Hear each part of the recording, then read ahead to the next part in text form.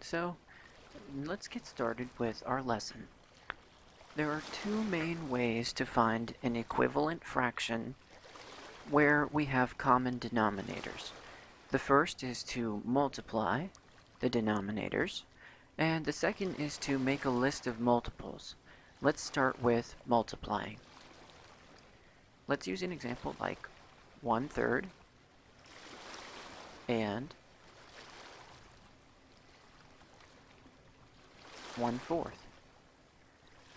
One method we can use is to multiply the denominators to find one that's in common. So, just look at the denominators. We have 3 and we have 4. So what we're going to do is multiply each fraction by the other denominator. So what we're going to do now is take the 1/3 that we have, and to make an equivalent fraction, we're going to multiply the numerator and the denominator by 4. We're going to do the opposite to the other fraction. With 1/4, what we're going to do is take the other denominator and multiply it, the numerator by 3 and the denominator by 3. So now we have a way of bridging these two so that we can find a common denominator, and ultimately we'll be able to operate when the denominators are the same, just like we did earlier if you paid attention to the lessons I've already taught with adding and subtracting fractions with like denominators. So let's perform the operations. 1 times 4 equals 4. Then we have 3 times 4, which equals 12. And the other fraction, we have 1 times 3 equals 3, and 4 times 3 equals 12. So now we have equivalent fractions, but now the denominators are the same. 4/12 and 3/12. These are equivalent to the original fractions, so in the future we'll be able to operate with them addition and subtraction. Let's look at another problem.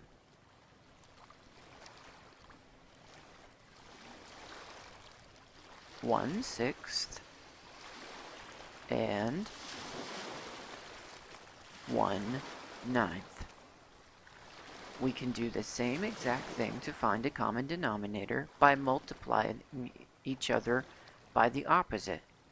So we have 1/6, and we're going to use the other denominator to write an equivalent fraction.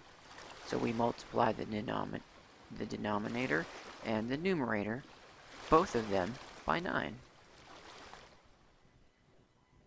And we do the same thing to 1/9, except we're going to use the opposite denominator, which is 6. So multiply the numerator by 6 and multiply the denominator by 6. You may have noticed 6 times 9 and 9 times 6. We know that because of the properties of multiplication, that this is the same as this. We have the same result. That's why this works. So let's finish it up. Perform the operations.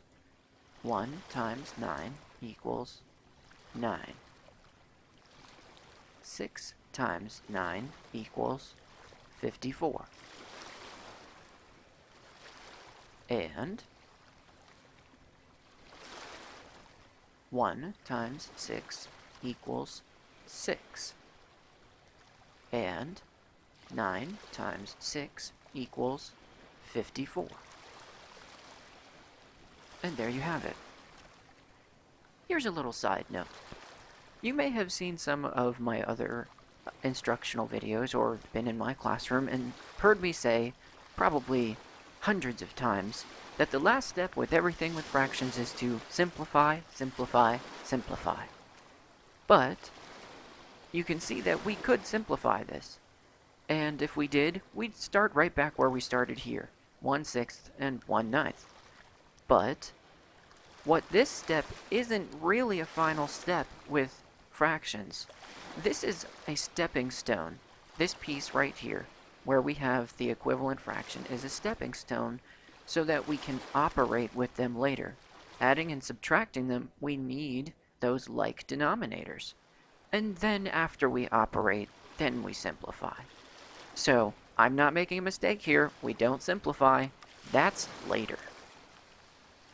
Let's do one more example using common denominators with multiplying. 1/12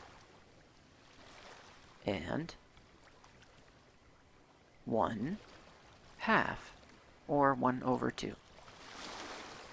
We'll use the same method. We take the denominator from the opposite fraction and multiply them to write an equivalent fraction. 1/12, and we'll multiply it by the opposite denominator, 2. Multiply the numerator by 2, and multiply the denominator by 2. And 1/2, or 1/2, and we take the opposite denominator, times 12. Numerator times 12, denominator times 12. And again, you can see that property in action, 2 and 12, we can multiply them in any order, and it will still come out to the same result. Let's finish it up. 1 times 2 equals 2. Over 12 times 2 equals 24. And 1 times 12 equals 12 over 2 times 12 equals 24. And there it is, 2 24ths and 12 24ths. Like I said earlier, now we could use this as a stepping stone to operate later when we have addition or subtraction. I want you to take a look at the original denominators, 2 and 12. Did you notice that 12 is a multiple of 2? Well, guess what? You'd be right. We have another method that we could use so that we would have the least common multiple or least common denominator, and that way later we wouldn't need to simplify if we used it. So if you want to, take a moment, stand up for 10 seconds, and prepare for the next segment. If not, take a seat, and let's continue. This method that I'm going to show you now is how you find the least common denominator.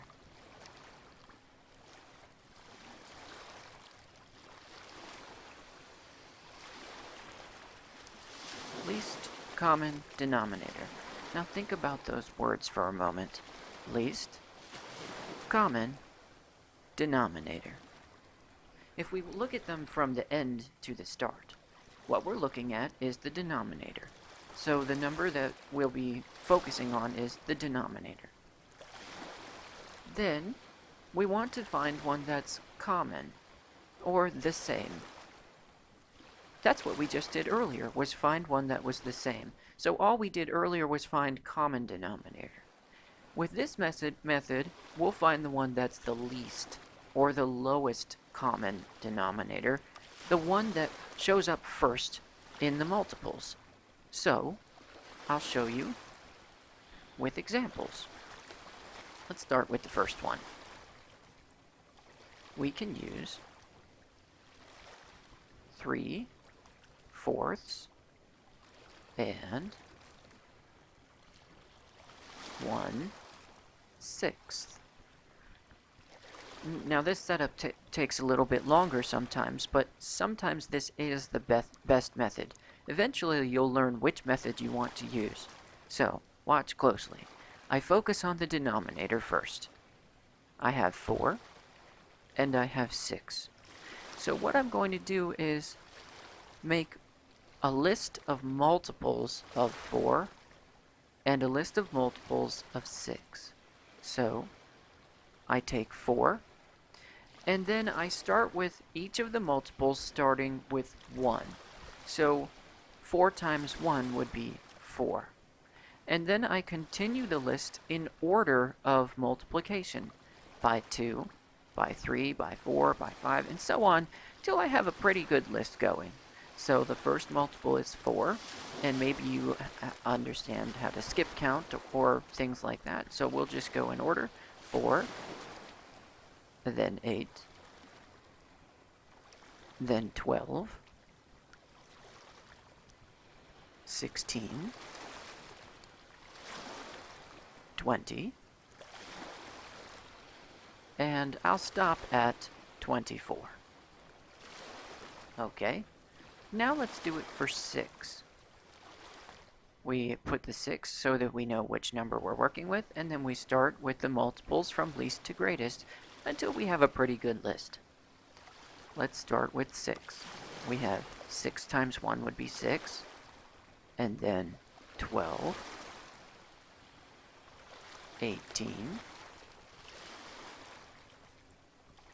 24, 30,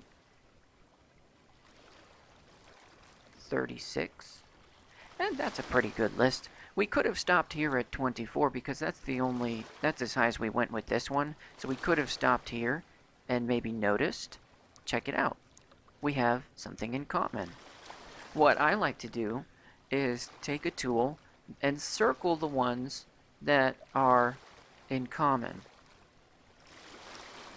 Okay, let's start from the end. I see 12 is in common. I see 12.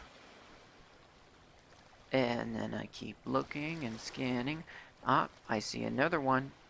Here's 24. And 24. And of the list that I've created, this is what is there that I have that's in common. And you could make this list on and on and on. The multiples go up to infinity. And we could find more multiples all the way through infinity, but that's why we're looking for the least. The one that's lowest. So basically, because we put them in order from least to greatest with the multiples, that means that the first one we see in our list that's in common is the least. So over here we have 12, and over here we have 24. So the first one that pops up on our list, 12, is the least common denominator. And I like to circle that one separately from my other common denominators so that I know that this one is indeed the least. So now I've found the least common denominator. It's 12. And the last step that I have is to use what I did for the earlier method, the common denominator. So now I have 12. I know that's my new denominator. And what I want to do is decide, how do I get to 12 from 4? How do I get to 12 from 6? And I can look at my list, and because I did it in order, this would be times 1, times 2, times 3. The third one is in the list is the multiple I use. So I take 3/4 like I had earlier. 3/4 like I had earlier. And now I multiply by the number in the list, 1, 2, 3, times 3 to the numerator times 3 to the denominator. And now I do the same thing for my other fraction. I had 1/6, and I look in the list. I had to go 1, 2 to 12. So I use 2 for my equivalent fraction, times 2 for the numerator, times 2 for the denominator. Now I'm going to scroll down a bit so that I can use more space and you'll be able to see better.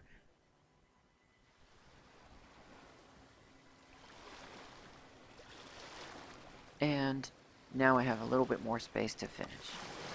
Look, this looks just like we did with common denominators in the first method. And as you can see, this time we have a different multiplication problem from each other in the denominator section. That's because we've used the least common denominator rather than just using a common denominator and multiplying them against each other. So it looks a little different, but we'll have the same result at the end. Now we solve. 3 times 3 equals 9 over 4 times 3 equals 12.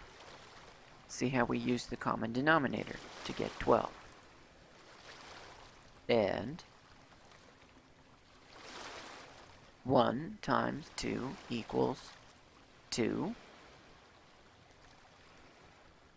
over 6 times 2 equals 12. And there you have it.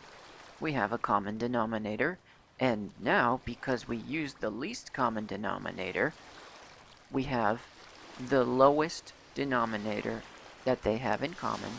So if we were to perform an operation, the likelihood of us having an answer that's already in simplest form is very high. The likelihood is very high. You should always still check for simplest form, but it's a high likelihood.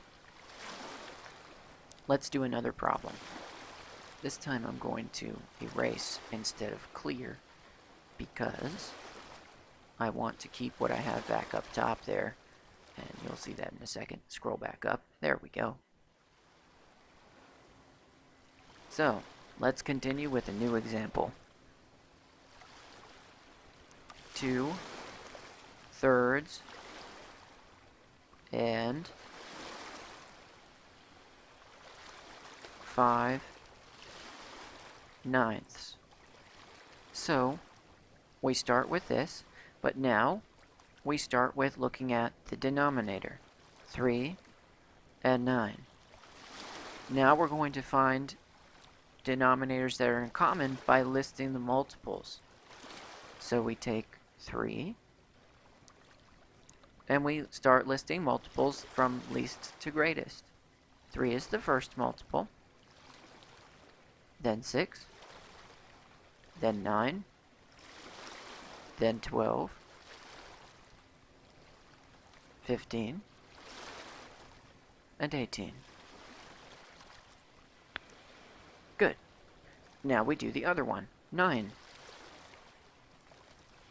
We write that as our, hey, this is the one we're working on, and we move on. First multiple is 9. Then 18, 27,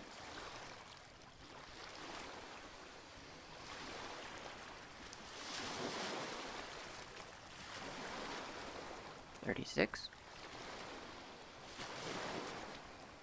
45, and 54. Okay, we have a pretty good list for both of them, so now we start finding the ones that they have in common. Okay, I see some in common. We have 9,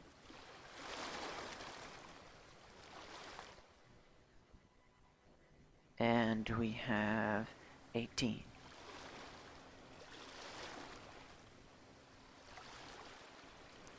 Now, you may have noticed that when we were making the list, that in the very, very beginning, you did 3, 6, 9, and notice that 9 is a multiple of itself, which means we could have stopped right there, if that's the sort of thing you notice.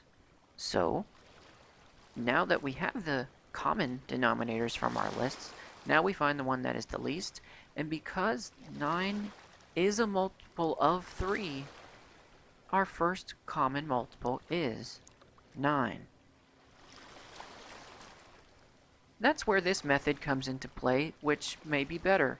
If we just multiplied them like in the other problem, then the common multiple we would have is 27. 3 times 9 is 27. But that's not the least. And when in the future, when you start adding and subtracting with the denominators, you'd have much simplification to do. And this method, if you have a multiple within them, is much faster in the end when you go to the final steps for simplifying. And with a lower denominator, it's easier to find the right factors to simplify. Okay, let's keep going. Now that we have our common denominator and the least common denominator, we're ready to move on. So, we take our original 2/3, and because 9 is the third one in the list, that means we multiply it by 3. The numerator times 3, and the denominator times 3. And the same thing with 9. But because 9 is the first one in the list, when we do this, 5/9, we're going to multiply it by 1. And as you know, because of the identity property of multiplication, you know that when we multiply by 1, it's not going to change. But we still need to write it as evidence that we understand that that is why it works. It's your proof, and that's good. Having proof is good. And I'm going to scroll down again so that we can finish up. And we've got it. 2 and 3. 2 times 3 equals 6. And 3 times 3 equals 9. Again, here we are. Least common. There it is. And 5 times 1. We know that's going to be 5. Seems kind of silly to do, but it is important. 9 times 1 is 9. So now we have our common denominators, and they happen to be the least common denominator. So again, when you move on to operating with addition and subtraction, you're already going to be in great shape. That's why we teach this method. Takes a little bit longer, but in the end, it'll be easier when you're finished. Let's have one more example. And again, I'm going to erase instead of clearing so that we can go back up and we can see least common denominator. Last example, 4/5 and 1/6. So, first we look at denominator, 5 and 6. Now we're going to search for the common denominators by making a list. We search for 5 first. Start with the first multiple, which is 5. And I bet you can skip count these super fast, probably way faster than you can write them. So let's do them fast. 5, 10, 15, 20, 25, 30. Traditionally, I like to do about 6. And you'll see, if you know your multiplication, that you already know what the least common denominator is. But let's continue. We find the first multiple with 6 now. 6. And these might take a little more time than the last one, but you're probably still pretty quick. 6, 12, 18, 24, 30, and 36. Again, I like to do 6 as a pretty good stopping point. Sometimes you need to do more, or sometimes you need to do exactly 6. So, now I find the ones that are in common, and I circle them. And in the list that I've made, the only one I have in common is 30. If I kept going, I'd find more, but for this instance, there's just the one. And as a result, because there is only one in this list, it happens to be the first one. That means that our least common denominator is 30. So, we're ready to move on. Let's start using it now. We had the original 4/5 from the beginning, and we used the number in the list as our multiplier. 1, 2, 3, 4, 5, 6. So we use 6 to write the equivalent fraction. 4 times 6 and 5 times 6. And now we have the next one, 1/6. 1/6. We do the same thing. 1, 2, 3, 4, 5.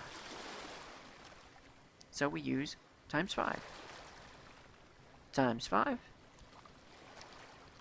Times 5.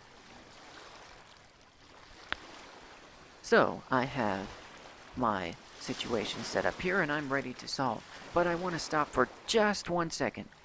Look at your multiplication sentences for your denominator section. We have 5 times 6 and 6 times 5. I want you to think about the situation.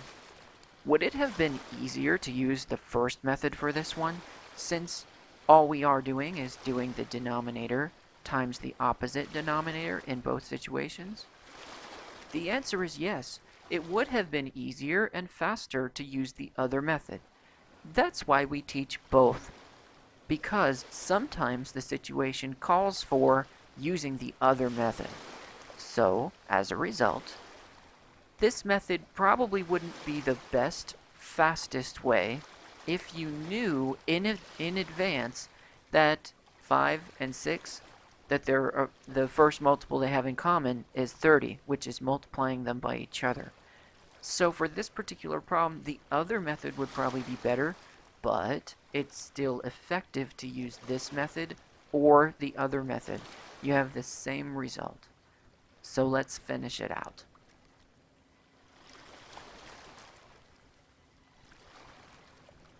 Now we perform the operations to get the equivalent fractions. 4 times 6 equals 24. Over 5 times 6 equals 30. And 1 times 5 equals 5. Over 6 times 5 equals 30. And there you have it. You've amazingly finished this lesson, and you have 2 different ways of finding equivalent denominators so that you can operate with them later. Now you're ready to try some on your own.